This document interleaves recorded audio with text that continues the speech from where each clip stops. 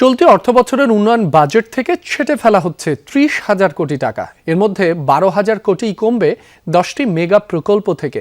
সর্বোচ্চ ৯১% বরাদ্দ কমছে পূর্বাচল বিমানবন্দর মতিঝিল রুটের MRT-1 প্রকল্প থেকে।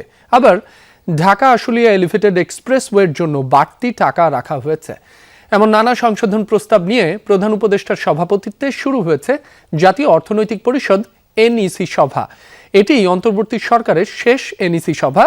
পরিকল্পনা কমিশন জানায়, রাজনৈতিক অস্থিতিশীলতা ও অর্থ সংকটের কারণে ADP বাস্তবায়নের গতি কাঙ্ক্ষিত নয়। তাই 3টি মেট্রো রেল সহ সিরাজগঞ্জ হাটিকুমরুল 4 লেন, ঢাকা সিলেট 4 লেন, মাতারবাড়ি বন্দর উন্নয়ন, শাহজালাল আন্তর্জাতিক বিমানবন্দর এবং গাজীপুর BRT প্রকল্পের বরাদ্দ কমানো হচ্ছে। অপরিবর্তিত থাকছে রূপপুর পারমাণবিক বিদ্যুৎ কেন্দ্রের বাজেট। সব মিলিয়ে ৩০,০০০ কোটি টাকা কমে সংশোধিত উন্নয়ন বাজেটের আকার প্রস্তাব করা হয়েছে 2 লাখ কোটি টাকা।